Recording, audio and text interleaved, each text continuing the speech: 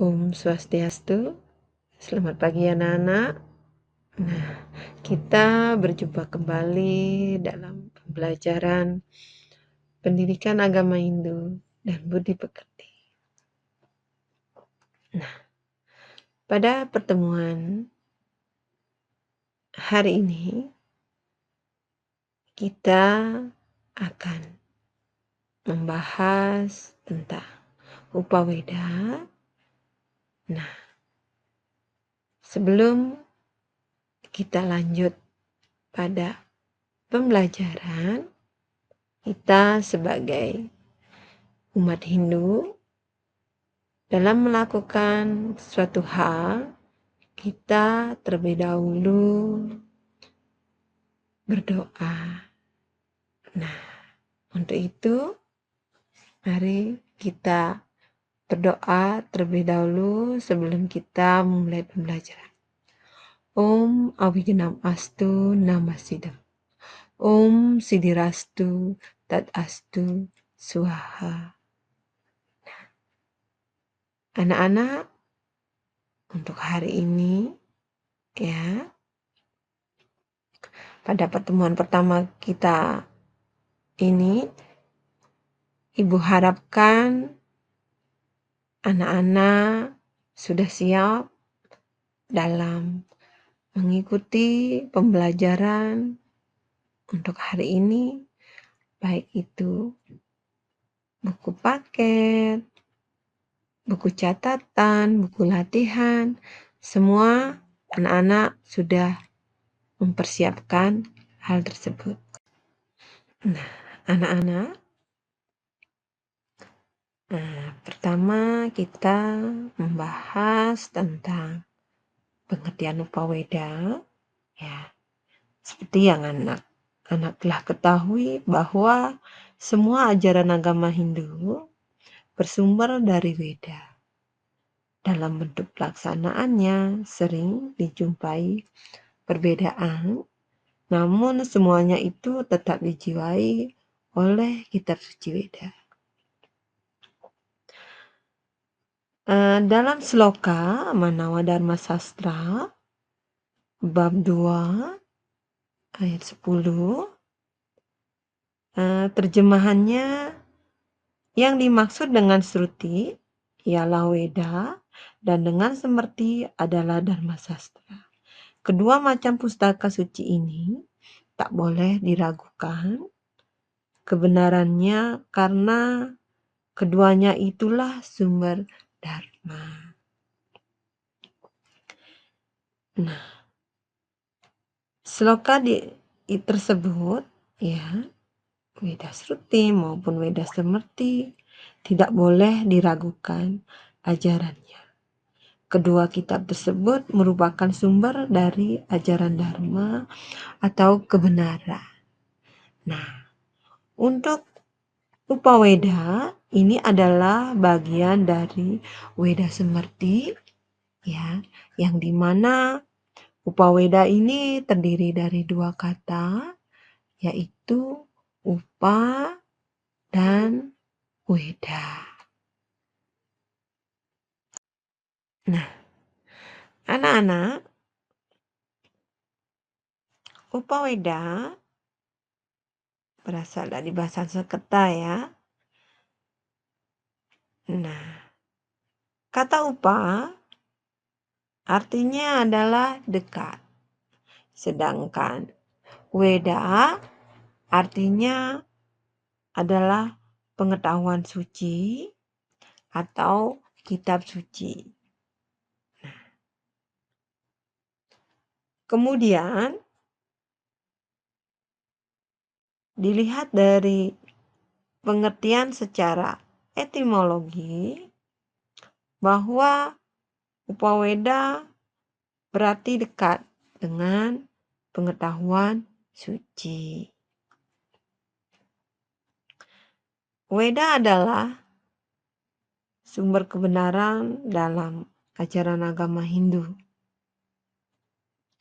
Dari Weda menetes intisari kebenaran ajaran agama Hindu.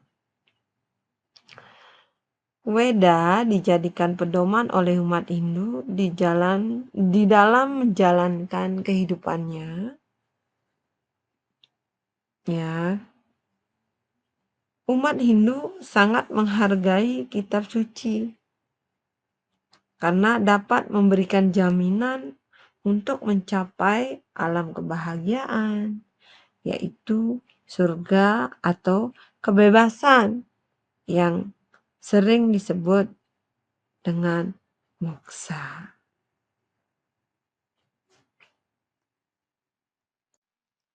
Nah, selanjutnya tadi kita sudah membahas tentang pengertian Upaweda. Nah, sekarang kita lanjut pada bagian selanjutnya, yaitu bagian-bagian dari Upaweda. Nah, bagian-bagian dari kitab Upaweda, ya, ini terdapat 7 bagian. Yang pertama ada kitab Itihasa. Kemudian yang kedua ada kitab Purana. Kemudian yang ketiga kitab Arthasastra. Yang keempat kitab Ayurveda. Yang kelima ada kitab Gandharva Veda. Kemudian yang keenam ada kitab Kama Sutra atau Kama Sastra. Dan yang terakhir kitab agama. Itu adalah bagian-bagian dari kitab Upaweda, ya. Kita akan bahas satu persatu untuk hari ini, ya. Nah, bagian yang pertama dalam kitab Upaweda yaitu kitab Itihasa. Itihasa dapat diuraikan menjadi 3 kata, yaitu iti, ha, dan sa. Itihasa berarti sesungguhnya kejadian itu begitulah nyatanya, atau sesungguhnya sudah terjadi begitu. Kitab Itihasa menceritakan sejarah perkembangan raja-raja dan kerajaan Hindu pada masa lampau. Kitab Itihasa yang dikenal yaitu kitab Ramayana dan Mahabharata. Adapun salah satu penyusun dari kitab Itihasa adalah Maharsi Vyasa. Kitab Ramayana ditulis oleh Maharsi Walmiki. Kitab ini terdiri dari 7 bagian dan masing-masing bagian disebut dengan kanda. Ketujuh bagiannya disebut Sapta Kanda. Kemudian untuk di Mahabharata, kitab Mahabharata ditulis oleh Maharsi Vyasa. Kitab Mahabharata ini terdiri dari 18 bagian atau yang disebut dengan 18 parwa atau Asta Dasa Parwa. Kedua, kitab Purana. Purana berasal dari 2 kata, yaitu pura yang artinya kuno atau zaman kuno, sedangkan ana artinya mengatakan. Jadi, Purana artinya mengatakan atau menceritakan sejarah zaman kuno atau zaman dahulu kala. Kitab Purana berisi pokok-pokok ajaran yang menguraikan cerita kejadian alam semesta, doa-doa mantra, dan lainnya. Sebagiannya yang dilakukan untuk menghubungkan diri dengan Sang Pencipta. Nah, selanjutnya, Kitab Astra-Sastra. Arta-sastra adalah salah satu cabang Weda yang berisi tentang ilmu pemerintahan atau ilmu politik. Kitab Arta-sastra disebut juga dengan Niti Sastra, Raja Dharma, atau Dandaniti.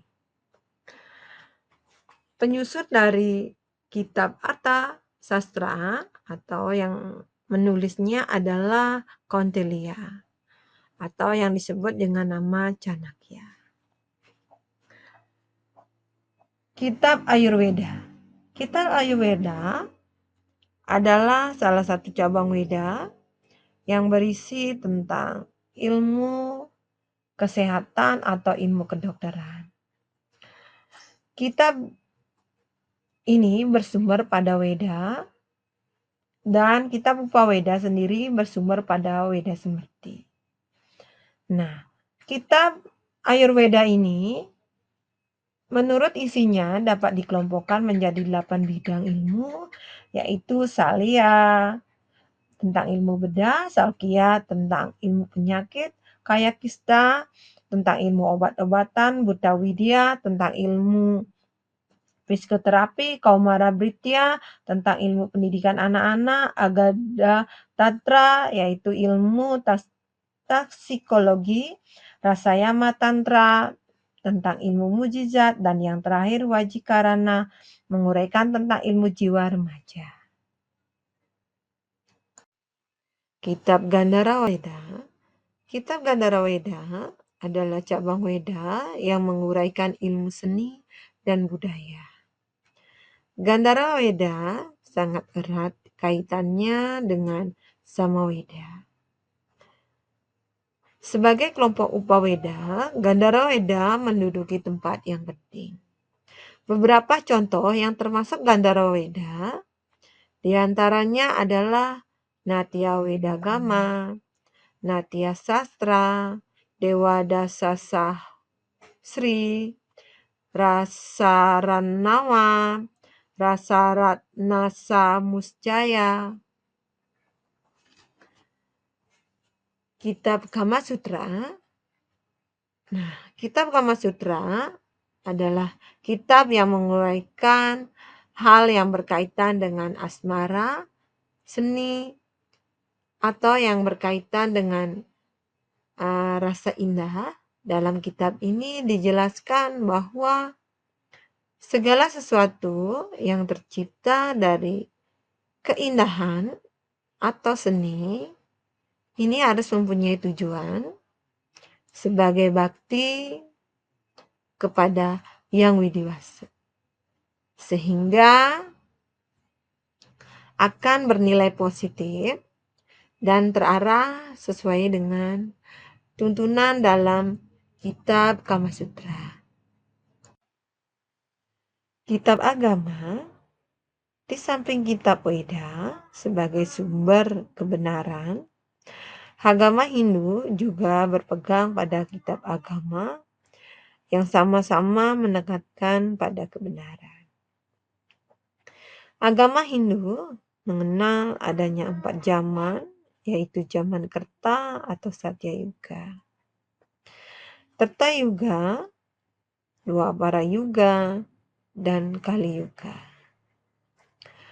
Pada zaman Kali Yuga dinyatakan sangat baik berpegangan pada kitab agama, karena pada zaman ini manusia memiliki kemampuan untuk dapat mendekatkan diri kepada Yang Widiwasa.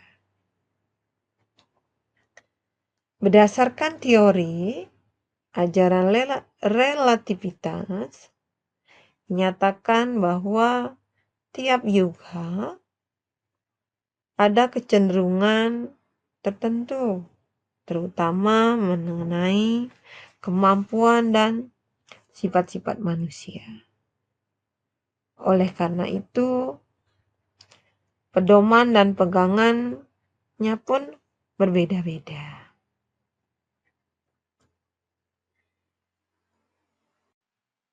Nah, baik anak-anak, untuk hari ini, ya, pembelajaran kita hari ini yaitu membahas pengertian upaweda, bagian-bagian upaweda, ya. Ibu harapkan apa yang Ibu sampaikan tadi, ya, bisa dipahami dengan baik.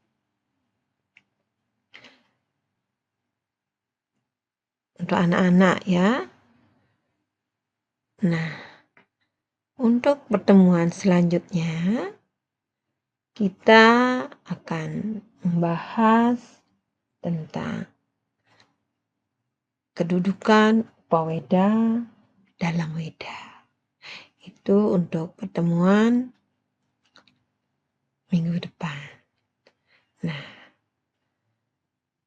sebelum Ibu akhiri pembelajaran hari ini, ya, kita akan melakukan doa penutup agar apa yang kita lakukan hari ini bisa anak-anak pahami dengan baik, ya. Nah, mari kita tutup pembelajaran doa hari ini dengan doa penutup. Om Dewa Suksema Brahma Sintya Ya Namo Nama. Om Santi Santi Santi Om.